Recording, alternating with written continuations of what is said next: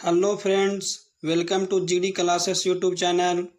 तो आज की इस वीडियो में जीके जीएस का टॉप 40 क्वेश्चन हम लोग देखने वाले हैं और इस सभी क्वेश्चन आपके एग्ज़ाम के लिए बहुत ही ज़्यादा इम्पोर्टेंट होगा।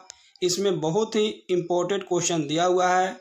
यदि आप 40 क्वेश्चन में 25 क्वेश्चन आप सही करते हैं तो आपकी तैयारी बहुत ही अच्छी है, और यदि 25 क्वेश्चन से सही आपका नहीं होता है, उससे कम सही होता है, 15 या 20 सही होता है, तो आपकी तैयारी बहुत ही कमज़ोर है। आप तैयारी करें। आप जितना भी जीके जीएस टॉपिक पढ़े हैं उन टॉपिक को रिवीजन करें। जितना ज़्यादा से ज़्यादा रिवीजन करें आपके लिए बहुत ही ज़्यादा हेल्पफुल होगा। जीके जीएस मजबूत करने का एकमात्र यही तरीका है कि पढ़े हुए टॉपिक को बार बार रिवीजन करें। कम से कम 100-200 बार पढ़ लें तो आपको कभी नहीं भूल पाइएगा। तो चलिए हम लोग चलते हैं दोस्तों, क्वेश्चन की ओर आते हैं। तो आज का हमारा पहला क्वेश्चन है, देखिए, निम्नलिखित में से किसको बिहार की नदियों में शामिल नहीं किया जा सकता। तो देखिए, बिहार की नदियों में शामिल नहीं कर सकते हैं कौन सी नदी को? गंडक, कोसी, पुनपुन, स्वर्णरेखा। तो 4 ऑप्शन यहाँ पर दिया हुआ है, तो इसका सही आंसर कौन होगा? तो ये आपका स्वर्णरेखा नदी। स्वर्णरेखा नदी को हम लोग नहीं शामिल कर सकते हैं क्योंकि स्वर्णरेखा नदी आपका झारखंड की एक पहाड़ी नदी है। यह नदी झारखंड की एक पहाड़ी नदी है, याद रखिएगा। छोटा नागपुर के पठार से निकलती है स्वर्णरेखा नदी। देखिए, गंडक नदी ये बिहार में बहती है। ये कहाँ से आपका बिहार में प्रवेश करती है? तो बिहार में यह आपका पूर्वी पश्चिमी चंपारण से प्रवेश करती है। ये आपको याद रखनी है। और कोसी नदी तो बिहार का शोक कहे जाने वाली कोसी नदी है, ये आपको याद रखनी है। कोसी नदी इसकी कुल लंबाई 720 किलोमीटर है। कोसी नदी की कुल लंबाई। और कोसी नदी ये कहाँ से निकलती है? तो नेपाल के हिमालय से निकलती है कोसी नदी, और बिहार के भीमनगर से आपका बिहार में प्रवेश करती है। पुनपुन नदी, तो पुनपुन नदी भी आपका झारखंड के छोटा नागपुर पठार से निकलती है और बिहार में प्रवेश करती है। तो ये आपको याद रखनी है। फिर आपसे एग्जाम में पूछेगा, या अक्सर पूछा हुआ एग्जाम में है, कि कौन सी नदी को वेदों में या साहित्यों में सदानीरा के नाम से पुकारा गया है? तो सदानीरा नदी के नाम से ये गंडक नदी को आपका पुकारा गया है। ये आपको याद रखनी है। चलिए अगले क्वेश्चन की ओर चलते हैं। चलिए दूसरा क्वेश्चन है। तो दूसरा क्वेश्चन हमारा है, निम्नलिखित में से किस अधिवेशन में कांग्रेस ने पहली बार भारतीय रियासतों के प्रति अपनी नीति घोषित की थी? तो ऑप्शन नंबर 1 है नागपुर अधिवेशन, बी है गया अधिवेशन, सी में है कोलकाता अधिवेशन और डी में है कल लखनऊ अधिवेशन। तो इसका सही आंसर क्या होगा? तो इसका सही आंसर ऑप्शन नंबर ए होगा, नागपुर अधिवेशन 1920। याद रखिएगा, नागपुर अधिवेशन 1920 में कांग्रेस ने पहली बार भारतीय रियासतों के प्रति अपनी नीति घोषित किया था। ये आपको याद रखनी है। देखिए, गया अधिवेशन 1922 में हुआ था और इसका अध्यक्षता कौन किए थे? तो चित्तरंजन दास किए थे। कोलकाता अधिवेशन, तो कोलकाता अधिवेशन बहुत बार हुआ है, लेकिन पहली बार कांग्रेस का कोलकाता अधिवेशन कब हुआ था? तो 1886 में। 1886 में, जिसका अध्यक्षता दादा भाई नौरोजी के द्वारा किया गया था। लखनऊ अधिवेशन, तो लखनऊ अधिवेशन 1916 में हुआ था और जिसका अध्यक्षता कौन किए थे? तो अंबिका चरण मजूमदार के द्वारा अध्यक्षता किया गया था। लखनऊ अधिवेशन 1916। इस अधिवेशन में कांग्रेस के गरम दल, नरम दल और मुस्लिम लीग सभी को एक ही मंच पर लाया गया था। तो ये आपको याद रखनी है दोस्तों। फिर पूछेगा, कांग्रेस का स्थापना कब हुआ था? तो 28 दिसंबर 1885 को कांग्रेस का स्थापना हुआ था। कांग्रेस की पहली बैठक कहाँ हुआ था? तो कांग्रेस की पहली बैठक मुंबई के गोकुलदास तेजपाल संस्कृत विद्यालय में हुआ था। और उस बैठक में कुल कितने प्रतिनिधियों ने हिस्सा लिए थे? तो कुल प्रतिनिधि की संख्या 72 था। ये आपको याद रखना है। कांग्रेस का नाम कौन दिया? तो कांग्रेस का नाम भारतीय राष्ट्रीय कांग्रेस का नाम कौन दिया? तो दादा भाई नौरोजी और गोपाल कृष्ण गोखले ने दिया था, दोनों मिल करके। लेकिन कांग्रेस एक संगठन स्थापना करने का श्रेय किसे दिया जाता है? तो ए ओ हुम को दिया जाता है। ये आपको याद रखनी है। ए हुम, जो आपका शिमला का संत के नाम से भी जाना जाता है। ये आपको याद रखना है। गांधी जी कांग्रेस के एकमात्र अध्यक्ष कब बने थे? तो 1924 में बेलगांव अधिवेशन। ये आपको याद रखनी है। चलिए दोस्तों अगले क्वेश्चन की ओर चलते हैं। तो अगला क्वेश्चन है, द लैंड ऑफ गोल्ड यानी स्वर्ण प्रदेश के नाम से प्रसिद्ध अफ्रीकी राज्य था। स्वर्ण प्रदेश के नाम से किसे जाना जाता है? तो ये घाना को जाना जाता है। याद रखिएगा, घाना को, ये आपको याद रखनी है, घाना को जाना जाता है। देखिए यहाँ पर कुछ इंपॉर्टेंट पॉइंट हम लोग देखते हैं। तो देखिए यहाँ पर है अंगोला, ऑप्शन नंबर 1 में हमारा अंगोला था। तो अंगोला दक्षिणी पश्चिमी अफ्रीका में देश है जिसकी सीमा अटलांटिक समुद्र से लगी है। यहाँ पेट्रोलियम, तेल और सोना जैसे खनिजों का भंडार है तथा इसकी राजधानी लुआंडा है। अंगोला की राजधानी कहाँ है दोस्त? तो लुआंडा, ये आपको याद रखना है। अब दूसरा में है घाना। तो घाना गणराज्य पश्चिमी अफ्रीका में स्थित एक देश है जिसका शाब्दिक अर्थ लड़ाकू राजा होता है। घाना का शाब्दिक अर्थ लड़ाकू राजा। इसका प्राचीन नाम गोल्ड कोस्ट था, याद रखिएगा, और इसका राजधानी अक्रा है, याद रखिएगा अक्रा। घाना का प्राचीन नाम गोल्ड कोस्ट या स्वर्ण प्रदेश के नाम से भी जाना जाता है घाना को। और घाना का राजधानी कहाँ है? तो अक्रा है, ये आपको याद रखनी है। इसके बाद आपका देखते हैं, तो इसके बाद है जाम्बिया, दक्षिण अफ्रीका में स्थित एक स्थल रूप देश है, याद रखिएगा, इसकी राजधानी लुसाका है। नाइजीरिया पश्चिमी अफ्रीका में एक संघीय राष्ट्र है जिसकी राजधानी एबूजा है, ये आपको याद रखनी है। तो इस तरह से दोस्त आपको याद रखना है चारों ऑप्शन के बारे में डिटेल बात। चलिए अगले क्वेश्चन की ओर चलते हैं। धोने वाला सोडा का रासायनिक नाम क्या है? तो धोने वाला सोडा का रासायनिक नाम क्या होगा दोस्त? तो धोने वाला सोडा का रासायनिक नाम सोडियम कार्बोनेट होता है, याद रखिएगा, सोडियम कार्बोनेट, यानी option number B is right answer होगा। धोने वाला सोडा, 3 तरह का सोडा होता है, ये आपको याद रखना है। एक होता है कास्टिक सोडा, एक होता है धोने वाला सोडा, और एक होता है ये खाने वाला सोडा, यानी उसको हम लोग बेकिंग सोडा के नाम से जानते हैं, याद रखिएगा, बेकिंग सोडा के नाम से जानते हैं। तो देखिए खाने वाला सोडा यानी बेकिंग सोडा का रासायनिक सूत्र क्या होता है? तो NaHCO3, याद रखना है, NaHCO3 यानी सोडियम बाइकार्बोनेट, याद रखिएगा, ये खाने वाला सोडा हो गया। धोने वाला सोडा का रासायनिक सूत्र क्या होता है? Na2CO3 आपका 10H2O, ये हमारा जो है धोने वाला सोडा होता है। और कास्टिक सोडा NaOH, ये तीनों सोडा का नाम याद रखिएगा दोस्त, एग्जाम में आपको आता है, सोडा आपको पूछेगा, ये आपसे पूछेगा बेकिंग सोडा का रासायनिक सूत्र क्या होता है? तो ये हमारा बेकिंग सोडा है, ये बेकिंग सोडा है। और धोने वाला सोडा यानी वॉशिंग सोडा, वॉशिंग मशीन में हम लोग कौन सा सोडा यानी धोने वाला सोडा का रासायनिक सूत्र क्या होता है? तो ये वाला है, ये आपको याद रखनी है दोस्त, ये आपको याद रखनी है अच्छी तरह से। और कास्टिक सोडा का रासायनिक सूत्र क्या होता है? तो ये हमारा ये होता है।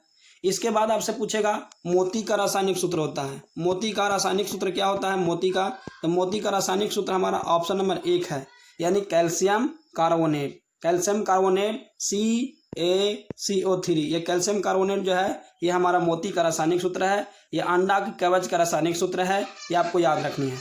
नाइट्रिक अम्ल, तो ये नाइट्रिक अम्ल एक तरह का अम्ल होता है। सोडियम हाइड्रोक्साइड अभी बताएं, ये हमारा जो है कास्टिक सोडा के नाम से जाना जाता है। तो चलिए दोस्त अगले क्वेश्चन की ओर चलते हैं।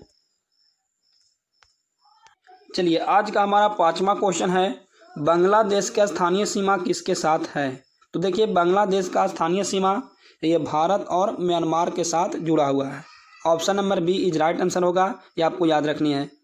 देखिए बांग्लादेश जो है वो आपका, बांग्लादेश का स्थापना जो है कब हुआ था? तो 16 दिसंबर 1971 को बांग्लादेश एक गणतंत्र बांग्लादेश घोषित कर दिया गया था, ये आपको याद रखनी है।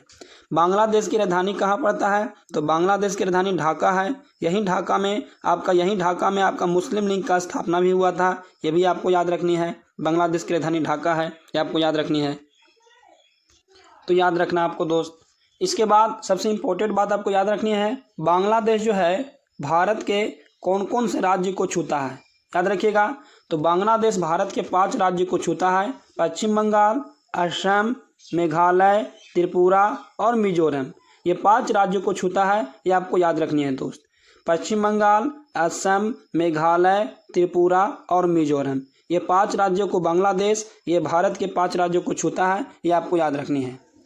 भारत का सबसे अधिक स्थलीय सीमा कौन सा देश बनाता है? तो यही बांग्लादेश बनाता है, ये आपको याद रखनी है। तो चलिए अगला क्वेश्चन की ओर चलते हैं दोस्त। तो अगला क्वेश्चन हमारा है, देखिए यहाँ पर लिखे हैं, बांग्लादेश भारत के 5 राज्यों को यानी पश्चिम बंगाल, असम, मेघालय, त्रिपुरा, मिजोरम से होकर गुजरती है। बांग्लादेश स्वतंत्रता की घोषणा 26 मार्च 1971 को किया गया था, जबकि बांग्लादेश 16 दिसंबर 1971 को स्वतंत्र हो गया था, ये आपको याद रखनी है। तीसरा क्वेश्चन, लोकसभा के लिए चुनाव लड़ने के इच्छुक व्यक्ति की न्यूनतम आयु होनी चाहिए। तो लोकसभा का जो चुनाव लड़ता है उसका न्यूनतम आयु कितना होता है? तो लोकसभा का चुनाव लड़ने के लिए न्यूनतम आयु 25 वर्ष होनी चाहिए। Option number B is right answer होगा, ये आपको याद रखना है। देखिए ऑप्शन नंबर 1 है किसके लिए, यानी 21 वर्ष किसके लिए है, तो ग्राम पंचायत के लिए। ग्राम पंचायत के कोई भी सदस्य अगर चुनाव लड़ना चाहता है, जैसे मुखिया का, वार्ड सदस्य का, पंचायत समिति का या सरपंच का, किसी भी आपका पद पर चुनाव लड़ना चाहता है पंचायत जो है ग्राम पंचायत में, तो उसका न्यूनतम आयु कितना होना चाहिए, 21 वर्ष होना चाहिए, ये आपको याद रखनी है। 30 वर्ष किसके लिए होता है दोस्त, तो राज्यसभा के लिए। राज्यसभा या विधान परिषद, राज्यों के विधान परिषद या केंद्र में राज्यसभा का चुनाव यदि आपका किसी व्यक्ति को लड़ना है, तो उस व्यक्ति का न्यूनतम आयु कम से कम कितना आयु होनी चाहिए, तो 30 वर्ष होनी चाहिए। 35 वर्ष किसके लिए होता है दोस्त, तो 35 वर्ष ये भारत के राष्ट्रपति, भारत के उपराष्ट्रपति और राज्यपाल, याद रखिएगा 3 व्यक्तियों के लिए न्यूनतम आयु 35 वर्ष होना चाहिए, ये आपको याद रखनी है। चलिए क्वेश्चन नंबर 7 की ओर चलते हैं। तो आज का हमारा 7वां क्वेश्चन है, निम्नलिखित में से कौन सा राज्य इंडिया जस्टिस रिपोर्ट 2019 की सूची में सबसे ऊपर है। देखिए अभी फिलहाल इंडिया जस्टिस रिपोर्ट 2019 ही आया है, 2020 नहीं आया है, तो 2019 का आपको याद रखनी है। जस्टिस रिपोर्ट मतलब न्याय दिलाने में कौन सा राज्य आपका जो है सबसे आगे है, तो याद रखिएगा सबसे आगे राज्य जो है ये महाराष्ट्र है, याद रखिएगा, और सबसे पीछे जो है ये बिहार है, ये आपको याद रखनी है। तो जो है जस्टिस रिपोर्ट 2019 की सूची में पहला स्थान महाराष्ट्र का, और दूसरा स्थान तमिलनाडु का है, और तीसरा स्थान जो है आंध्र प्रदेश का है, ये आपको याद रखनी है।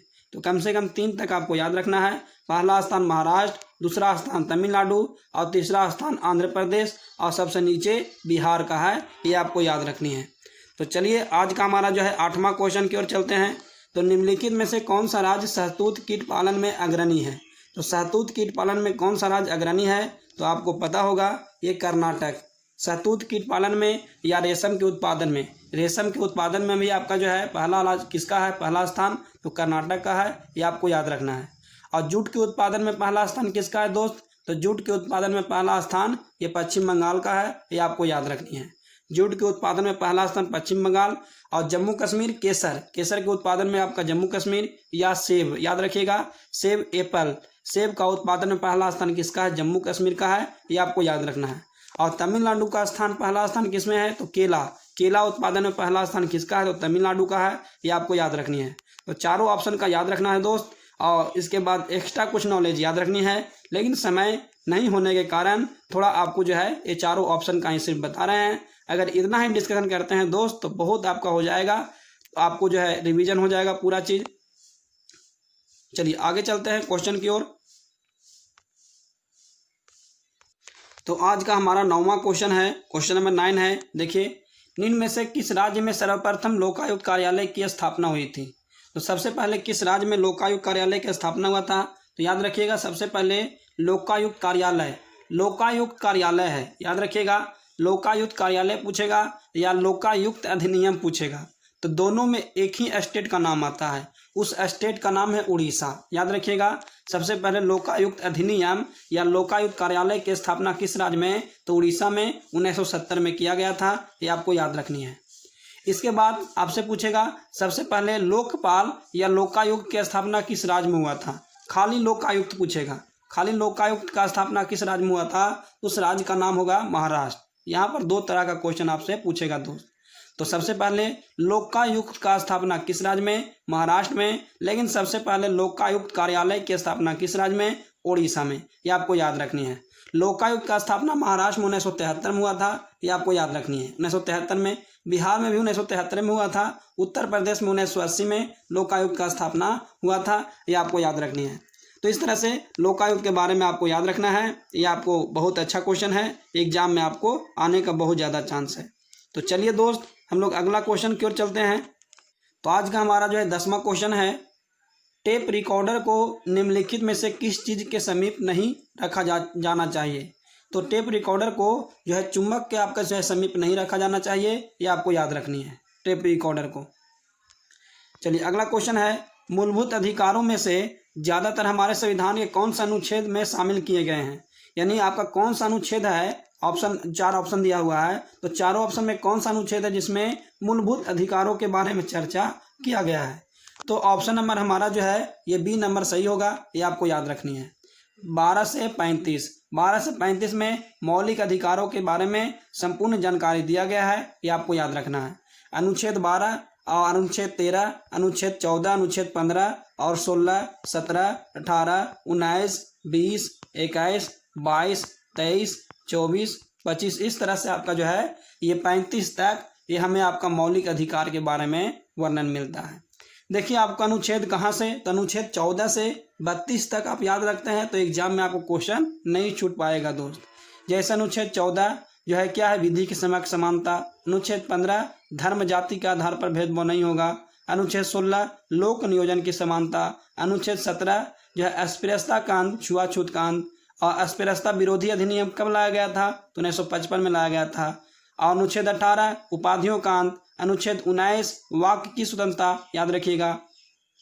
और आपसे यहाँ पर 19 से ही संबंधित सबसे इंपॉर्टेंट क्वेश्चन आपसे पूछेगा जो है, भारत में सभी आम जनता को झंडा फहराने का अधिकार संविधान के किस अनुच्छेद के तहत दिया गया है, तो याद रखिएगा 19 का 1 का के तहत याद रखना है। 19 का 1 का फर्स्ट का क्या के तहत सभी आम नागरिकों को झंडा यानी तिरंगा झंडा फहराने का अधिकार दिया गया है, ये आपको याद रखना है। तो इस तरह से दोस्त अनुच्छेद 32 तक आपको याद रखनी है, एग्जाम में आपसे पूछेगा। देखिए मौलिक अधिकार हमारे संविधान में अमेरिका के संविधान से लिया गया है। ये भाग नंबर 3 में अनुच्छेद 12 से 35 तक मौलिक अधिकार के बारे में चर्चा किया गया है। मौलिक अधिकार का निलंबन कौन कर सकता है, तो मौलिक अधिकार का निलंबन जो है वो राष्ट्रपति करते हैं, ये आपको याद रखना है। राष्ट्रपति के द्वारा मौलिक अधिकार का निलंबन किया जाता है, ये आपको याद रखनी है। और मौलिक अधिकार का संरक्षक कौन होता है, तो सर्वोच्च न्यायालय और उच्च न्यायालय। सर्वोच्च न्यायालय और उच्च न्यायालय मौलिक अधिकार का संरक्षक होते हैं, ये आपको याद रखना है। हाल ही में 2017 में मौलिक अधिकार में एक नया मौलिक अधिकार जोड़ा गया, उसका नाम क्या है, तो उसका नाम है निजता का अधिकार। निजता का अधिकार की चर्चा हमारे संविधान के अनुच्छेद 21 के क में आपका किया गया है, ये आपको याद रखनी है। निजता का अधिकार ये मौलिक अधिकार जुड़ा है, तो निजता का अधिकार जुड़ा है तो ये नहीं कि आपका मौलिक अधिकार की संख्या 7 हो गया है, नहीं, मौलिक अधिकार की संख्या 6 ही है। उसका अनुच्छेद 21 के क में आपका रख दिया गया है, उसके लिए कोई अलग अनुच्छेद का व्यवस्था नहीं किया गया है। तो ये दोस्त आपको याद रखना है, एग्जाम में यहाँ से आपको क्वेश्चन आने का बहुत ज़्यादा चांस है। चलिए अगला क्वेश्चन है, किसी तत्व की परमाणु संख्या किसकी संख्या को बताती है, तो याद रखना है किसी तत्व की परमाणु संख्या किसकी संख्या को, तो परमाणु संख्या Z बराबर क्या होता है, इलेक्ट्रॉन की संख्या बराबर प्रोटॉन की संख्या, ये आपको बताए हैं। जैसे X कोई एलिमेंट है और नीचे में नंबर लिखा हुआ है 10, ऊपर में नंबर लिखा हुआ आपका जो है 22, तो आपका X का परमाणु संख्या, X एलिमेंट का परमाणु संख्या कितना है और द्रव्यमान संख्या कितना है, तो नीचे वाला नंबर को परमाणु संख्या कहते हैं, ये हमारा परमाणु संख्या है। और ऊपर वाला नंबर को हम लोग द्रव्यमान संख्या कहते हैं, एटॉमिक मास कहते हैं, जिसको A के द्वारा डिनोट किया जाता है। तो ये होता है, ये आपको याद रखना है। कोई भी एलिमेंट, दुनिया का कोनो भी एलिमेंट रहेगा, यदि उस एलिमेंट के नीचे वाला नंबर जो लिखा हुआ रहेगा, नीचे वाला भाग में जो नंबर लिखा हुआ रहेगा उसको परमाणु संख्या कहते हैं, और ऊपर वाला भाग में जो नंबर लिखा रहेगा उसको हम लोग द्रव्यमान संख्या कहते हैं। तो परमाणु संख्या Z बराबर होता है इलेक्ट्रॉन की संख्या बराबर प्रोटॉन की संख्या, यानी जितना परमाणु संख्या होगा उतना ही इलेक्ट्रॉन की संख्या होगा और उतना ही प्रोटॉन की संख्या होगा। लेकिन द्रव्यमान संख्या बराबर होता है प्रोटॉन की संख्या प्लस न्यूट्रॉन की संख्या। अब देखिए प्रोटॉन की संख्या और यहाँ पर प्रोटॉन की संख्या, तो प्रोटॉन की संख्या बराबर परमाणु संख्या, तो क्या प्रोटॉन की संख्या की जगह पर परमाणु संख्या लिख सकते हैं, तो A बराबर हमारा हो जाएगा Z प्लस N, यानी N बराबर यहाँ से क्या हो जाएगा, तो N बराबर हमारा A माइनस Z, यानी न्यूट्रॉन की संख्या निकालनी है। तो न्यूट्रॉन की संख्या निकालने के लिए परमाणु संख्या, ये द्रव्यमान संख्या में से परमाणु संख्या घटा देंगे तो न्यूट्रॉन की संख्या निकल जाएगा। अर्थात नीचे वाला नंबर हमारा परमाणु संख्या, तो यही नंबर हमारा इलेक्ट्रॉन की संख्या और यही नंबर हमारा प्रोटॉन की संख्या। लेकिन न्यूट्रॉन की संख्या निकालना है तब, तो ऊपर में से नीचे वाला नंबर को हटा दीजिए, न्यूट्रॉन की संख्या निकल जाएगा, ये आपको याद रखनी है। तो यहाँ पर सही आंसर क्या होने चाहिए दोस्त, तो यहाँ पर आपका सही आंसर जो होगा ऑप्शन नंबर ये बी होगा। याद रखना ऑप्शन नंबर बी, नाभिक में इलेक्ट्रॉन की संख्या, ये आपको याद रखना है। नाभिक में प्रोटॉन की संख्या, तो नाभिक में प्रोटॉन की संख्या तो होना चाहिए, लेकिन नाभिक में प्रोटॉन की संख्या यहाँ पर होना चाहिए, याद रखिएगा। लेकिन यहाँ पर ऑप्शन के हिसाब से सबसे पहले आपका जो है बी नंबर ऑप्शन आता है, इसलिए हमारा जो है नाभिक में इलेक्ट्रॉन की संख्या यहाँ पर सभी जाएगा। चलिए अगला क्वेश्चन क्यों आते हैं, चलिए क्वेश्चन नंबर 13 चलते हैं दोस्त। तो आज का क्वेश्चन नंबर 13 है, पंचशील का सिद्धांत निम्नलिखित में से क्या नहीं है? तो पंचशील का सिद्धांत निम्नलिखित में से क्या नहीं है? तो याद रखिएगा इसका ऑप्शन नंबर 1 यानी गुट निरपेक्षता पंचशील के सिद्धांत में नहीं रखा गया था। पंचशील के सिद्धांत में 5 बातों पर जिक्र किया गया है, याद रखना है। 5 बातों पर जिक्र किया गया है, तो क्या जिक्र किया गया है तो हम लोग देखते हैं इस बात को। तो चलिए आगे आपको बताते हैं। देखिए यहाँ पर इंपॉर्टेंट पॉइंट आपको बताए हैं। पंचशील समझौता 29 अप्रैल 1954 के हस्ताक्षर हुए थे, याद रखना है, जिसमें चीन के तिब्बत और भारत के बीच व्यापार और आपसी संबंधों को लेकर समझौता हुआ था। इस समझौते की प्रस्तावना में 5 सिद्धांत हैं। कितने सिद्धांत हैं? 5 सिद्धांत है। इसमें पहला सिद्धांत क्या है? तो एक दूसरे की अखंडता और संप्रभुता का सम्मान, याद रखिएगा, एक दूसरे की आपका अखंडता और संप्रभुता का सम्मान। दूसरा बात क्या किया गया है? परस्पर अनाक्रमण, यानी कि आपका आक्रमण नहीं होगा। फिर तीसरा बात, एक दूसरे के आंतरिक मामलों में हस्तक्षेप नहीं करना। चौथा बात, सम्मान और परस्पर लाभकारी संबंध, याद रखिएगा, सम्मान और परस्पर लाभकारी संबंध। और जो है 5वां बात, शांतिपूर्ण सह अस्तित्व, याद रखिएगा, शांतिपूर्ण सह अस्तित्व। तो ये 5 बातों पर आपका जो है जिक्र किया गया है पंचशील समझौता में। भारत और चीन के बीच जो आपका समझौता हुआ था, कब हुआ था? तो 29 अप्रैल 1954 को। तो याद रखिएगा। तो इस तरह से पंचशील समझौता के बारे में इतना पॉइंट आपको याद रखना है दोस्त। आपसे इतना ज़्यादा एग्जाम में क्वेश्चन नहीं पूछेगा।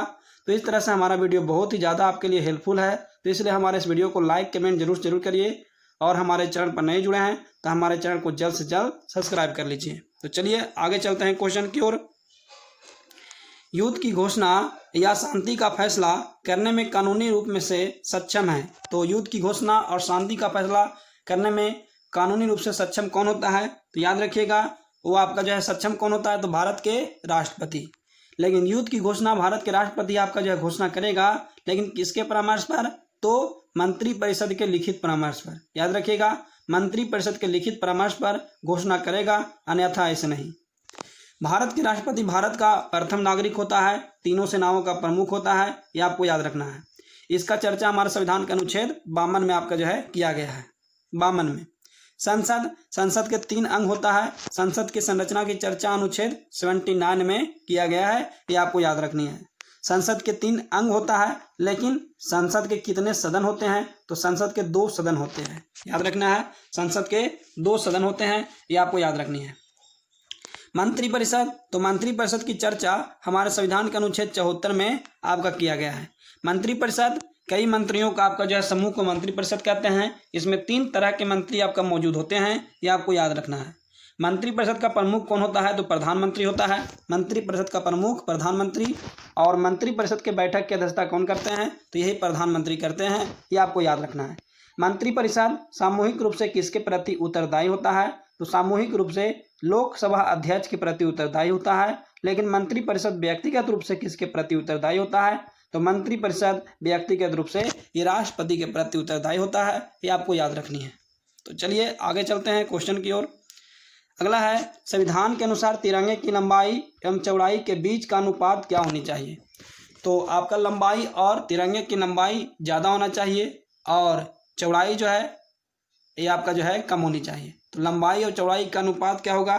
तो याद रखिएगा, इसका अनुपात 3:2 होगा। Option number A is right answer, ये आपको याद रखना है। देखिए, राष्ट्रध्वज यानी तिरंगा को संविधान सभा ने कब अंगीकार किया? तो 22 जुलाई 1947 को, याद रखना है। इसमें लंबाई चौड़ाई का अनुपात 3:2 होता है। इसमें ऊपर से नीचे का क्रम क्या होता है? ऊपर में केसरिया कलर होता है और फिर सफ़ेद होता है, फिर हरा रंग का होता है, 3 पट्टियों में बटा हुआ रहता है। और सफ़ेद पट्टी के केंद्र में 24 तिलियाँ होता है। कितना तिलियाँ? 24 तिलियाँ, जिसका जो है जो गहरे रंग आपका नीले रंग का होता है, ये आपको याद रखना है। फिर है हमारा राष्ट्रीय ध्वज तिरंगा का डिजाइन पिघले बकैया ने तैयार किए हैं। 22 जनवरी 2004 को उच्चतम न्यायालय के मुख्य न्यायाधीश BN खर्रे की अध्यक्षता वाली खंडपीठ ने भारत में नागरिकों द्वारा सम्मान तथा प्रतिष्ठा के साथ राष्ट्रीय ध्वज फहराने के मौलिक अधिकार माना गया है, ये आपको याद रखना है। इसके बाद नीचे वाला पॉइंट में वही पॉइंट को जो है डिटेल में थोड़ा दर्शा दिए हैं। उच्चतम न्यायालय मतलब आपका जो है सर्वोच्च न्यायालय ने अपने निर्णय में स्पष्ट किया कि नागरिकों द्वारा अपने घरों, दफ्तरों आदि पर राष्ट्रीय ध्वज फहराना संविधान के अनुच्छेद 19 का 1 का फर्स्ट के अंतर्गत एक मौलिक अधिकार है, याद रखिएगा। यानी कि आम नागरिकों को झंडा, तिरंगा झंडा फहराने का अधिकार अपने घरों में और दफ्तरों में कब दिया गया? तो 2004 में। कौन सा अनुच्छेद के तहत? तो अनुच्छेद 19 का फर्स्ट का ए के तहत। फिर अगला पॉइंट है 12 मार्च 2018 को कर्नाटक के बेलगांव में देश का सबसे ऊंचा तिरंगा झंडा यानी 361 फुट फहराया गया। ये आपको याद रखनी है। तो इस तरह से आपको बहुत ही इंपॉर्टेंट बात बता रहे हैं, यहीं से एग्जाम में आएगा दोस्त। तो हमारे इस वीडियो को अपने दोस्तों के पास शेयर करिए, लाइक कमेंट करिए, और जो है हमारे चैनल को सब्सक्राइब नहीं किए हैं तो हमारे चैनल को जल्द सब्सक्राइब करिए, क्योंकि आने वाला समय में बहुत ही बेहतरीन आपका वीडियो प्रोवाइड किया जाएगा। चलिए आगे चलते हैं। पंडित शिव कुमार शर्मा का संबंध। तो पंडित शिव कुमार शर्मा का संबंध किससे है? तो याद रखिएगा संतूर से है। Option number 4, option number 4 is right answer. ये आपको याद रखना है, संतूर से है। लेकिन जो है पंडित रवि शर्मा, शिव कुमार शर्मा और रवि कुमार, तो आपका जो है रवि रहेगा तो हमारा जो है सितार हो जाएगा, शिव कुमार रहेगा तो संतूर होगा। ये आपको याद रखना है। बिस्मिल्लाह खां, तो बिस्मिल्लाह खां का संबंध किससे है? तो याद रखना है शहनाई से। ये आपको याद रखना है। पन्नालाल घोष बांसुरी से, पन्नालाल घोष बांसुरी से, ये आपको याद रखनी है। चलिए अगला क्वेश्चन है ग्लाइकोजन निम्नलिखित में से किस नाम से जो है किस में जमा होता है? तो ग्लाइकोजन जो है वो आपका लीवर यानी यकृत में जमा होता है। ये आपको याद रखना है। प्लीहा में क्या जमा होता है? तो आपका जो है मरा हुआ ब्लड, याद रखना है मरा हुआ ब्लड, यानी आपका रक्त का कब्रगाह या रक्त का शमशान घाट किसे कहा जाता है? तो प्लीहा यानी एस्पिरिन को, याद रखिएगा। या आपसे पूछेगा रक्त का आपातकालीन घर भी किसे कहा जाता है? तो ये प्लीहा अर्थात एस्पिरिन को, याद रखना है। अग्नाशय क्या है? तो अग्नाशय एक तरह का ग्रंथि है जहां से इंसुलिन हार्मोन निकलता है, याद रखना है, और थायराइड ग्रंथि को नियंत्रित करने का काम करता है। ये आपको याद रखना है। अमाशय, तो अमाशय हमारे जो है आहार श्रृंखला का एक भाग है जहां से प्रोटीन और वसा के पाचन की शुरुआत होता है। प्रोटीन और वसा के पाचन की शुरुआत कहाँ से होता है? अमाशय से। लेकिन प्रोटीन और जो है वसा को छोड़ा करके बाकी सभी पदार्थों के पाचन की शुरुआत हमारे शरीर में कहाँ से होता है? तो मुख गुहा से होता है। लेकिन भोजन का संपूर्ण पाचन कहाँ होता है? तो छोटी आंत में होता है, याद रखना है। लेकिन जो है भोजन का कोई भी पाचन की क्रिया कहाँ नहीं होता है? तो बड़ी आंत में। बड़ी आंत में जो है पाचन की कोई भी क्रिया नहीं होता है। ये आपको याद रखनी है दोस्त। लीवर यकृत, लीवर मतलब यकृत हमारे शरीर की सबसे बड़ी ग्रंथि है, लीवर, याद रखना है। और हमारे शरीर की सबसे बड़ी मिश्रित ग्रंथि कौन है? तो अग्नाशय है। हमारे शरीर का सबसे छोटी ग्रंथि तो पिट्यूटरी ग्रंथि है। ये आपको याद रखना है। पित्त, पित्त का स्रावन कहाँ से होता है? तो लीवर से होता है, याद रखना है। पित्त का स्रावन कहाँ से होता है? लीवर से होता है। ये आपको याद रखनी है। लेकिन पित्त कहाँ पर जमा होता है? तो पित्ताशय में जमा होता है। ये भी आपको याद रखनी है। तो चलिए दोस्त क्वेश्चन नंबर 18 की ओर चलते हैं। तो आज का क्वेश्चन नंबर 18 है हमारा, माउंट एवरेस्ट पर 2 बार चढ़ने वाली प्रथम भारतीय महिला कौन थी? तो ये आपका महिला का नाम था संतोष यादव, याद रखना है, संतोष यादव। ये आपको याद रखना है। 2 बार चढ़ी थी माउंट एवरेस्ट पर, और माउंट एवरेस्ट पर 2 बार तो चढ़ी थी, लेकिन कब चढ़ी थी? तो 1992 और 1993 में लगातार आपका दोनों वर्ष आपका 2 बार चढ़ी थी। ये आपको याद रखनी है। तो यहाँ पर हम लोग जो है थोड़ा सा ऑप्शन का चर्चा कर लेते हैं। ऑप्शन नंबर 1 है आरती शाह, याद रखिएगा आरती शाह। इंग्लिश चैनल को पार करने वाली प्रथम भारतीय महिला आरती शाह थी। इंग्लिश चैनल को पार करने वाली पहली भारतीय महिला आरती शाह। संतोष यादव बताए हैं माउंट एवरेस्ट पर 2 बार चढ़ने वाली प्रथम महिला संतोष यादव। बुल्ला चौधरी, 7 समुंदर पार करने वाली भारत की पहली महिला बुल्ला चौधरी थी। ये भी आपको याद रखना है। 7 समुंदर पार करने वाली भारत की पहली महिला बुल्ला चौधरी। बछेंद्री पाल, तो बछेंद्री पाल कौन थी? तो माउंट एवरेस्ट पर चढ़ने वाली प्रथम भारतीय महिला बछेंद्री पाल थी। याद रखना है 1984 में आपका जो है माउंट एवरेस्ट पर चढ़ी थी। तो चलिए दोस्तों इतना आपको बताएं तो इतना आपको याद रखना है। आज के अगला क्वेश्चन की ओर चलते हैं। क्वेश्चन नंबर हमारा जो है 19 की ओर देखते हैं। तो 19 हमारा क्या है? रक्त पाई जाने वाला धातु, रक्त में पाई जाने वाला धातु कौन है? तो याद रखना है रक्त में पाई जाने वाला धातु जो है कौन होता है? तो उसका नाम है लोहा। याद रखिएगा लोहा कहाँ पर होता है? तो रक्त के हीमोग्लोबिन में होता है। ब्लड के हीमोग्लोबिन में हीमोग्लोबिन का रंग लाल होता है किसके कारण? तो आपका जो है रक्त का रंग लाल होता है किसके कारण? हीमोग्लोबिन के कारण। और हीमोग्लोबिन का मुख्य घटक क्या होता है, तो यही लोहा होता है, याद रखना है। कैल्शियम जो होता है, कैल्शियम, ये कैल्शियम भी आपका जो है ब्लड के अंदर ही होता है, लेकिन बहुत ही कम मात्रा में होता है। और कहाँ पर होता है, तो प्लेलेट्स में होता है, प्लेलेट्स में पाया जाता है और बहुत ही कम मात्रा में होता है, इसलिए हम लोग कैल्शियम को नहीं लिए, यहाँ पर हम लोग लोहा को लिए, ये आपको याद रखनी है। यदि लोहा यहाँ पर नहीं रहेगा और मैग्नीशियम भी नहीं रहेगा ऑप्शन में, तो आपका कैल्शियम आंसर जाएगा, क्योंकि कैल्शियम भी आपका ब्लड के में आपका प्लेलेट्स में बहुत ही कम मात्रा में होता है, ये आपको याद रखना है।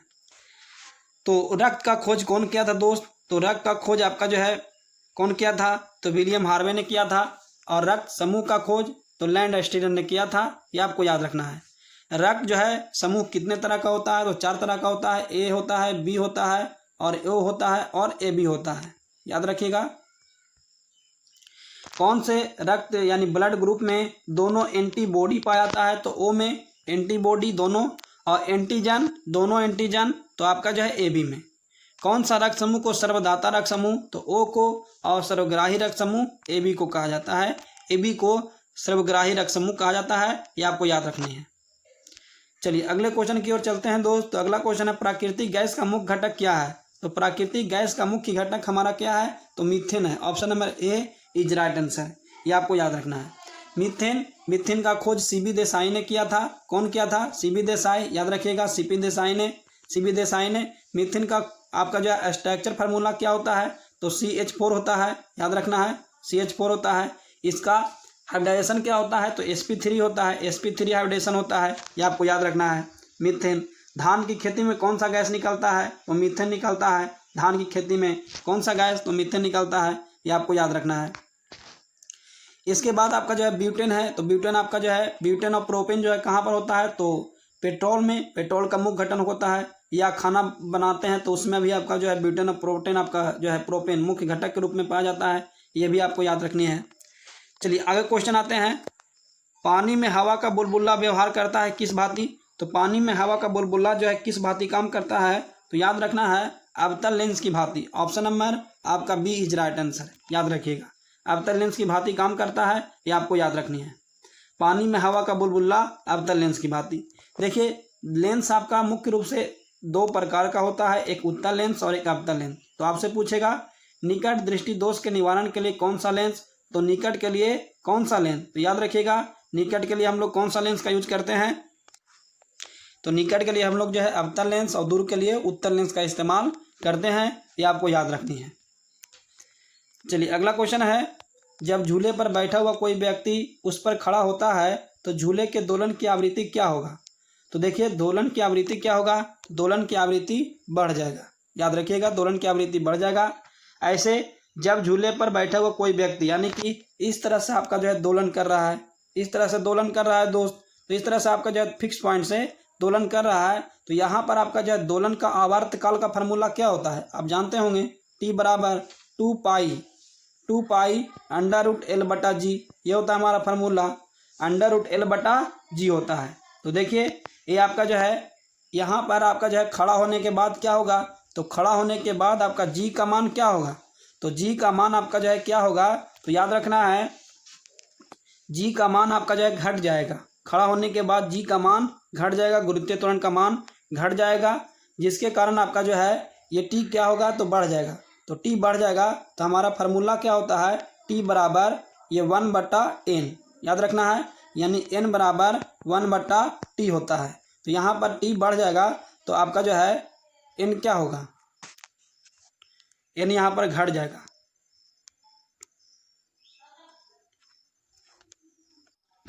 तो देखिए दोस्त यहाँ पर थोड़ा सा मिस्टेक हुआ था, T बराबर हमारा होता है √L/G होता है, तो G आपका जो है क्या होगा, तो बढ़ जाता है खड़ा होने पर, G बढ़ जाता है, याद रखना है G बढ़ जाता है तो T क्या होगा, घट जाएगा। इन्वर्स जो है दोनों के बीच व्युत्क्रमानुपाती का संबंध है, तो यहाँ पर आपका G बढ़ जाएगा तो T क्या होगा, घट जाएगा। तो T हमारा घटेगा तो n बराबर ही बताएं, आवृत्ति बराबर 1/आवर्तकाल, यहाँ पर T घट गया तो आपका n क्या होगा, तो बढ़ जाएगा। ये हमारा सही है दोस्त, याद रखना है, थोड़ा सा मिस्टेक हो गया था। तो इस तरह से आपको, या लंबाई पर भी लग सकते हैं, आपको लंबाई पर लीजिएगा तो आपका खड़ा होने पर लंबाई क्या होता है, तो लंबाई दोलन का लंबाई क्या होता है, रस्सी का लंबाई घट जाता है, याद रखना है, घट जाता है तो उससे भी आवर्तकाल घट जाएगा। तो इस तरह से आपको याद रखना है दोस्त। यहीं पर आपसे पूछेगा, जैसा हम आपको बताएं, ये टी बराबर under 2 pi under root L बटा जी बताएं। यहाँ पर कहेगा लंबाई को दुगना कर देंगे तो आवर्तकाल कितना होगा। तो लंबाई को दुगना करिएगा तो आवर्तकाल कितना हो जाएगा, √2 गुना, याद रखना है। इसके बाद आपसे पूछेगा गर्मियों के दिनों में लोलक की लंबाई पर क्या प्रभाव पड़ता है। तो गर्मियों के दिनों में लोलक की लंबाई क्या होगा, बढ़ जाएगा। लोलक की लंबाई बढ़ जाएगा तो आवर्तकाल भी क्या होगा, आवर्तकाल भी बढ़ जाएगा। आवर्तकाल बढ़ेगा मतलब आवर्तकाल बढ़ेगा, काल मतलब समय, समय आने जाने का बढ़ गया मतलब क्या होगा, धीरे धीरे जाएगा, धीरे धीरे आवेगा, है ना, समय बढ़ गया। इस कारण से लोलक का वेग क्या होगा, धीमा हो जाएगा। लोलक का वेग घट जाएगा अर्थात लोलक धीमा हो जाएगा। गर्मियों के दिनों में लोलक घड़ी सुस्त हो जाता है, ये आपको याद रखना है। और शीत ऋतु में लोलक घड़ी का वेग क्या होता है, तो बढ़ जाता है, क्योंकि लंबाई घट जाता है। लंबाई घटेगा तो आवर्तकाल भी क्या होगा, घटेगा। आवर्तकाल घटेगा यानी फास्ट आपका जो है जाएगा, आएगा, तेजी से जाएगा, तो वेग क्या होगा, बढ़ जाएगा। ये आपको याद रखनी है। अब कोई भी लोलक घड़ी को पृथ्वी पर से चंद्रमा पर लेके जाते हैं तो उसका आवर्तकाल क्या होता है। तो पृथ्वी से चंद्रमा पर लेके जाते हैं तो गुरुत्वीय त्वरण क्या होगा, घटेगा। गुरुत्वीय त्वरण घटेगा तो यह हमारा गुरुत्वीय त्वरण घट गया तो टी क्या हो गया, बढ़ गया, तो आवर्तकाल बढ़ेगा अर्थात आपका जो है लोलक घड़ी चंद्रमा पर ले जाने पर सुस्त हो जाएगा। ये आपको याद रखनी है। अगला क्वेश्चन, मानव शरीर में निम्नलिखित में से किस अंग में उपास्थि होती है। तो मानव शरीर के किस अंग में उपास्थि होता है। तो उपास्थि जो होता है आपका नाक में होता है, याद रखिएगा, नाक में उपास्थि होता है, जीभ में नहीं होता है, चिम्बुक में भी नहीं होता है, और निम्नलिखित में से कोई नहीं। तो नाक में उपास्थि होता है। देखिए हमारे शरीर में दो तरह का आपका जो है ये अस्थि यानी हड्डी पाया जाता है, एक उपास्थि होता है और एक आपका अस्थि होता है। तो जहाँ पर आपका जो अस्थि मुलायम होता है उसको हम लोग उपास्थि कहते हैं, याद रखिएगा।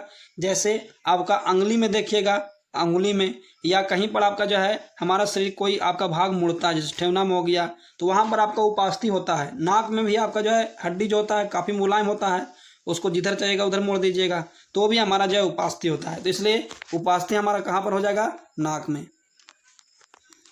चलिए अगला क्वेश्चन है, पाचन क्रिया में प्रोटीन निम्नलिखित में से किस पदार्थ में बदल जाते हैं।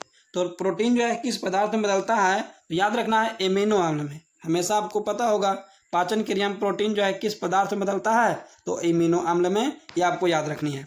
और एमिनो अम्ल जो है ग्लूकोज में बदलता है, तो ना ग्लूकोज हम लोग जो है आपका शरीर में आपका एनर्जी प्रदान करता है, ये आपको याद रखनी है। निम्नलिखित में से किसमें सहसंयोजक बंधन होते हैं। तो देखिए आपको बताए थे 3 तरह का बंधन, एक आपका वैद्युत संयोजक बंधन और एक आपका सहसंयोजक बंधन और एक आपका उपसंयोजक बंधन। तो पहचानने का एकमात्र तरीका जो है, जब कोई यौगिक में एक धातु याद रखिएगा, एक धातु और एक अधातु रहेगा तो उसमें कौन सा बंधन रहेगा, तो वैद्युत संयोजक बंधन, या इसी को आयनिक बंधन भी कहा जाता है। और जब दोनों अधातु रहेगा, दोनों अधातु से मिलकर बने यौगिक में कौन सा बंधन, तो आपका सहसंयोजक बंधन। और यदि कोई कंपाउंड पर प्लस या आपका जो है का चिन्ह रह गया, या उस कंपाउंड में बने हुए आपका जो है बंधन की संख्या उसके संयोजकता से ज़्यादा है, तो समझ लीजिए उसमें कौन सा बंधन, तो उपसंयोजक बंधन, याद रखिएगा। तो यहाँ पर कैल्शियम क्लोराइड, तो कैल्शियम धातु है और क्लोरीन जो है अधातु है, तो धातु अधातु में कौन सा, तो वैद्युत संयोजक बंधन। पोटेशियम क्लोराइड, पोटेशियम भी धातु है, क्लोराइड अधातु है, तो धातु और अधातु, तो वैद्युत संयोजक बंधन। हाइड्रोक्लोरिक अम्ल, तो हाइड्रोक्लोरिक अम्ल HCl, तो हाइड्रोक्लोरिक अम्ल HCl मतलब यहाँ पर हाइड्रोजन अधातु और क्लोरीन भी अधातु, तो हाइड्रोजन अधातु क्लोरीन अधातु यानी अधातु और अधातु से बने यौगिक में कौन सा बंधन, तो सहसंयोजक बंधन। तो यहाँ पर सहसंयोजक बंधन किसमें होगा, option number C is right answer. निम्न में से कौन सुमेलित है, तो आपका सुमेलित है, देखिए एनाल ए हक, तो एनाल ए हक पुस्तक के लेखक कौन थे, तो बिपिन चंद्र पाल नहीं थे। अल हिलाल डॉक्टर जाकिर हुसैन नहीं, ये तो आपका जो है अबुल कलाम आज़ाद थे अल हिलाल पुस्तक के लेखक, ये भी सुमेलित नहीं है। तहजीब उल अखलाक सर सैयद अहमद खां, तो तहजीब उल अखलाक जो थे वो सर सैयद अहमद खां थे। युगांतर अरविंद घोष, हाँ युगांतर के लेखक कौन थे, अरविंद घोष थे। ऑप्शन नंबर 4 यहाँ पर सही आंसर है। तो चलिए यहाँ पर थोड़ा सा देखिएगा दोस्त, ये आपका जो है एलान ए हक जो है सलमान रश्दी के द्वारा लिखा गया प्रमुख पुस्तक है। किसके द्वारा? सलमान रश्दी के द्वारा। अल हिलाल, तो अल हिलाल के लेखक अबुल कलाम आज़ाद हैं। और तहजीब उल अखलाक के लेखक सर सैयद अहमद खां, ये भी सही है, याद रखिएगा, ये भी सही है। युगांधर के लेखक अरविंद घोष, ये भी सही है। तो यहाँ पर सी और डी आपका दोनों आंसर सही होगा। ये ऑप्शन में कुछ मिस्टेक किया है तो आपको याद रखनी है। चलिए अगला क्वेश्चन है। तो अगला क्वेश्चन, निम्नलिखित में से किस एक ने सुभाष चंद्र बोस को देश नायक कहा था? तो सुभाष चंद्र बोस को देश नायक की उपाधि कौन दिया था? तो Rabindranath Tagore. Option number C is right answer, याद रखिएगा। रविन्द्रनाथ टैगोर को गुरुदेव की उपाधि कौन दिए थे? तो महात्मा गांधी, याद रखिएगा, महात्मा गांधी। और महात्मा गांधी को महात्मा की उपाधि कौन दिए थे? तो यही रविन्द्रनाथ टैगोर दिए थे। सरदार वल्लभ भाई पटेल को जो है भारत का बिस्मार्क कहा जाता है, ये भी आपको याद रखना है। सरदार वल्लभ भाई पटेल जी को भारत का बिस्मार्क कहा जाता है। और इनको सरदार की उपाधि कौन दिए थे? तो आपका बरदौली की महिलाओं ने सरदार वल्लभ भाई पटेल जी को सरदार की उपाधि दिए थे, ये आपको याद रखना है। सरदार वल्लभ भाई पटेल जी भारत के पहले उप प्रधानमंत्री भी थे, ये आपको याद रखना है। भारत के पहले उप प्रधानमंत्री सरदार वल्लभ भाई पटेल, भारत का बिस्मार्क कहे जाने वाले सरदार वल्लभ भाई पटेल को जाना जाता है, ये आपको याद रखनी है। अगला क्वेश्चन है, हाल ही में किस भारतीय को न्यूयॉर्क के मेट्रोपॉलिटन म्यूजियम ऑफ आर्ट में के रूप बोर्ड में चुना गया है?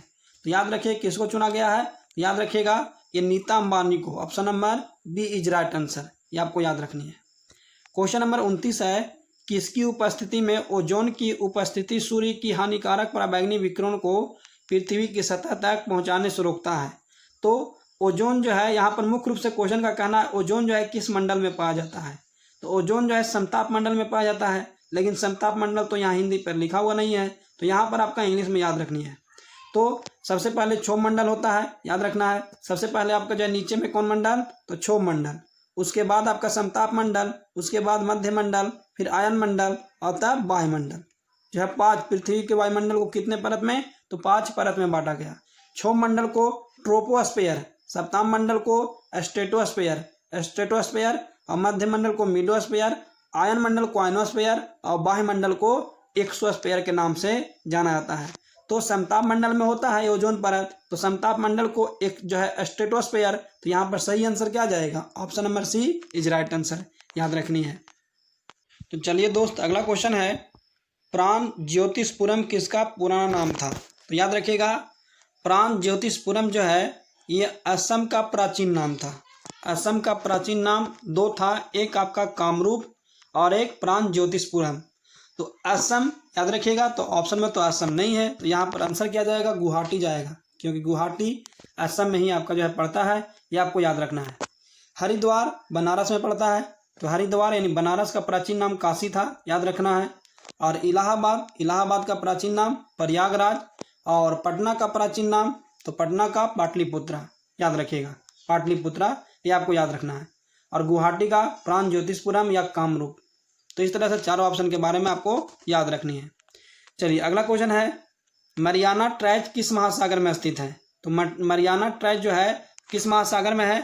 तो ये हमारा जो है ये आपका किस महासागर में? तो याद रखना है, इसका सही आंसर क्या जाएगा? तो इसका सही आंसर प्रशांत महासागर, option number B is right answer. Mariana trench सबसे विश्व का सबसे गहरा गर्त जो है यही मरियाना ट्रायज है, ये आपको याद रखना है। और विश्व का सबसे बड़ा महासागर ये प्रशांत महासागर ही है, ये आपको याद रखनी है। इसमें थोड़ा सा देखिए, प्रशांत महासागर की जो है पार सड़क किसे कहा है? प्रशांत महासागर की पार सड़क जो हवाई द्वीप को कहा जाता है। किस महासागर को चिपका हुआ महासागर कहा जाता है? तो आर्कटिक महासागर। आर्कटिक महासागर को चिपका हुआ महासागर कहा जाता है। और सरगैसो समुद्र किस महासागर में? अटलांटिक महासागर में। अटलांटिक महासागर में सरगैसो समुद्र स्थित है, याद रखना है। महासागरों की औसत गहराई कितना होता है? 3800 मीटर महासागरों की औसत गहराई है, ये आपको याद रखनी है। इसके बाद है, कौन सा महासागर उत्तर दिशा में एशिया महाद्वीप द्वारा अवरोधित होती है? तो हिंद महासागर। अटलांटिक महासागर का सबसे गहरा भाग क्या है? तो ट्यूटोरिको ट्रेंच है अटलांटिक महासागर का। श्वेत महाद्वीप आर्कटिक महासागर को याद रखिएगा, अंटार्कटिक महासागर को या आर्कटिक महासागर को, अंध महाद्वीप या अंध महासागर, अटलांटिक महासागर, अटलांटिक याद रखें, अब अंटार्कटिका याद रखना है, वो अलग है। तो इस तरह से आपको याद रखना है, एग्जाम में आपसे पूछेगा। चलिए अगला क्वेश्चन है, सेना को संगठित करने का श्रेय किस सिख गुरु को दिया जाता है? तो सेना को संगठित करने का श्रेय जो है गुरु हरगोविंद को दिया जाता है। Option number A is right answer, ये आपको याद रखनी है। देखिए, सिख धर्म के संस्थापक गुरु नानक जी का जन्म 1469 में पाकिस्तान के लाहौर के तलवंडी में हुआ था, याद रखना है। गुरु नानक हिंदू मुस्लिम एकता के समर्थक थे। गुरु नानक ने अपने प्रिय शिष्य लहना की क्षमताओं को पहचान कर उसे अपना उत्तराधिकारी नियुक्त किया और उसे अंगद नाम दिया, याद रखना। अंगद का बचपन का नाम क्या था? लहना था, ये भी आपको याद रखनी है। इसके बाद है गुरु अंगद के बाद गुरु अमरदास, गुरु रामदास और गुरु अर्जुन देव, गुरु हरगोविंद, गुरु हरराय, हरकिशन, गुरु हर तेज बहादुर और गुरु गोविंद सिंह। सिख धर्म के अंतिम गुरु गुरु गोविंद सिंह थे। अमृतसर को किसने बसाया था? गुरु रामदास। सिख धर्म के चौथे गुरु रामदास अमृतसर शहर को बसाए थे, और उसमें आपका अमृतसर शहर को बसाने के लिए गुरु रामदास किससे जमीन लिए थे? तो अकबर से। अकबर जो थे आपका जमीन दिए थे, 500 एकड़ जमीन इनको दिए थे, ये आपको याद रखनी है। अमृतसर में हरमिंदर साहब यानी स्वर्ण मंदिर का स्थापना किसने करवाया? तो सिख धर्म के 5वें गुरु अर्जुन देव। और गुरु अर्जुन देव को फांसी कौन दिया था, यानी कौन मरवाया था? तो जहांगीर, याद रखना है। आदि ग्रंथ के संकलनकर्ता कौन थे? तो गुरु अर्जुन देव। और सिख धर्म का पवित्र ग्रंथ क्या है? तो यही आदि ग्रंथ है, यह आपको याद रखना है। और आदि ग्रंथ के संकलनकर्ता कौन थे? गुरु अर्जुन देव थे। अकाल तख्त के संस्थापक गुरु हरगोविंद सिंह थे तथा खालसा पंथ के संस्थापक गुरु गोविंद सिंह थे, ये आपको याद रखने हैं। तो ये सभी पॉइंट आपको याद रखना है दोस्त, आपसे एग्जाम में आएगा। प्याज काटते समय आंखों में जलन पैदा करने वाला यौगिक क्या है? तो आंखों में जलन पैदा करता है किससे? तो ये सल्फर से। ऑप्शन नंबर ये आपका सी इज राइट आंसर, याद रखना है। हाइड्रोजन को आवारा गैस कहा जाता है या भविष्य का ईंधन कहा जाता है, यह आपको याद रखने हैं। नाइट्रोजन हमारे वायुमंडल में सबसे अधिक मात्रा में पाया जाता है, याद रखना है। कार्बन हमारे शरीर में पाया जाने वाला दूसरा सबसे अधिक तत्व है ये कार्बन। सबसे अधिक मात्रा में हमारे शरीर में ऑक्सीजन होता है, उसके बाद कार्बन होता है। कार्बन के 2 अप्रूप, हीरा और ग्रेफाइट। हीरा चतुष्फलकीय होता है और ग्रेफाइट षष्ठफलकीय होता है, यह आपको याद रखना है। कार्बन डेटिंग पद्धति के द्वारा जीवाश्म की आयु का पता लगाते हैं, याद रखना है। चलिए आगे आते हैं। क्वेश्चन नंबर 34, इसरो द्वारा निर्मित पहला मानव रहित उपग्रह कौन सा था? इसरो द्वारा निर्मित मानव रहित पहला उपग्रह का नाम क्या था? तो याद रखना है ये आपका Aryabhatta. Option number B is right answer. निम्नलिखित में कौन सा यौगिक गुर्दे की पथरी का निर्माण करने वाला सर्वाधिक सामान्य यौगिक है? तो ये कौन हो जाएगा? Calcium oxalate. Option number A is right answer, याद रखना है। पथरी हमारे शरीर में, पेट में, गुर्दा में जो पथरी होता है उसका मुख्य घटक क्या होता है? कैल्शियम ऑक्जेलेट होता है। मानव शरीर में 2 हड्डियों आपस में कैसे जुड़ती है? तो याद रखिए 2 हड्डियां जो आपस में किसके द्वारा जुड़ता है? तो अस्थिबंध यानी लिगामेंट के द्वारा, याद रखना है। 2 हड्डियों को जोड़ने के लिए कौन उत्तरदायी होता है? लिगामेंट। और मांसपेशियों हड्डी को जोड़ने का काम कौन करता है? टेंडन। याद रखिएगा मांसपेशियों हड्डियों को जोड़ने का काम टेंडन और 2 हड्डियों को जोड़ने का काम लिगामेंट्स। तो यहाँ पर 2 हड्डी का बात कर रहा है, तो यहाँ पर सही आंसर क्या होगा? Option number B is right answer, ये आपको याद रखना है। सूर्य को देखने के लिए किस यंत्र का प्रयोग करते हैं? तो सूर्य को देखने के लिए हम लोग किस यंत्र का? तो याद रखना है हेलियोस्कोप का इस्तेमाल करते हैं। Option number C is right answer. फिर है सेंट्रल लेजिस्लेटिव असेंबली यानी केंद्रीय विधानसभा का प्रथम भारतीय अध्यक्ष कौन थे? तो प्रथम भारतीय अध्यक्ष किसे बनाया गया था? तो प्रथम भारतीय अध्यक्ष विट्ठल भाई पटेल को बनाया गया था, ये आपको याद रखना है। और सेंट्रल लेजिस्लेटिव असेंबली केंद्रीय विधानसभा जो था इसका स्थापना कब हुआ था? तो 1919 में हुआ था। 1919 के मॉन्टेस्क्यू चेम्सफोर्ड अधिनियम के द्वारा केंद्रीय विधानसभा का स्थापना किया गया था, ये भी आपको याद रखनी है। भारत में संसद की संयुक्त बैठक की अध्यक्षता कौन करता है? तो संसद की संयुक्त बैठक की अध्यक्षता ये भारत के लोकसभा के अध्यक्ष करते हैं, ये आपको याद रखनी है। Option number C is right answer. इसके बाद हमारा सबसे लास्ट क्वेश्चन है, आज का सबसे लास्ट क्वेश्चन है, राज्यसभा के लिए सदस्यों को नामित करने का अधिकार निम्नलिखित में से किसको है? तो राज्यसभा के लिए सदस्यों को नामित करने का अधिकार ये भारत के राष्ट्रपति को है, ये आपको याद रखनी है। Option number A is right answer. Rajya Sabha में राष्ट्रपति कितने व्यक्तियों को मनोनीत करते हैं? तो 12 व्यक्तियों को, और लोकसभा में 2 व्यक्तियों को। तो लोकसभा और राज्यसभा संसद का ही अंग है, तो इसलिए आपसे पूछेगा संसद में राष्ट्रपति कितने व्यक्ति को मनोनीत करते हैं? तो 12 और 2 14 व्यक्ति को, यह आपको याद रखना है। तो इस तरह से दोस्तों 40 क्वेश्चन आपको जो है देखें, तो 40 क्वेश्चन में आपका कितना सही हुआ ये आपका कमेंट में लिख कर बताइए। और जो है इस तरह से यह वीडियो आपको बहुत अच्छा लगा होगा। अगला वीडियो में फिर आपसे मिलते हैं, 40 क्वेश्चन लेकर के आते हैं। तो आज के लिए हम लोग यहीं तक। जय हिंद, जय भारत।